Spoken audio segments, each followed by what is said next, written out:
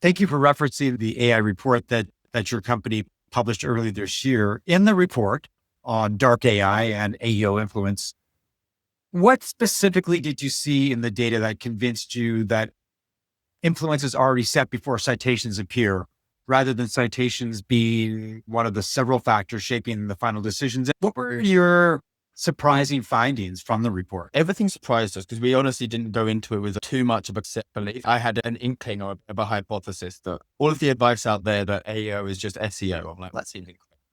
They're two very different pieces of technology. So to give us the exact same best practices for how to optimize for them both. I had a little hope that something seemed a little bit off, but then when we got into it, I was very surprised at how stark the trend was in terms of citations. For context for anyone listening, what we did, we ran an immense number of prompts and we wanted to look specifically at how AI responses vary across complex B2B buyer journeys. We picked 14 complex categories, different levels of complexity, all B2B.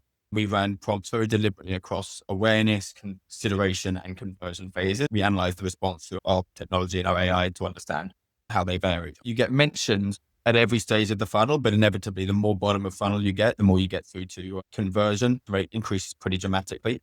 You look at how often retrieval is invoked. This is what really surprised me, actually. And when we talk about it not really being a search channel at all, in awareness, 0% of the time retrieval was invoked. In consideration, 0% of the time retrieval was invoked. In conversion, then it was 48%. For the vast majority, we know that the bulk sits in awareness and consideration, and it doesn't go looking for answers. So your content, it's not useless because over time you can influence trading data, but it's a pretty long horizon. And it's not a very well understood thing. Accordingly, with that, citation rate was very simple as well, 48%. So all of our measurement, all of our strategy at the moment is about the idea that I produce a piece of content and tomorrow it shows up in AI directly cited.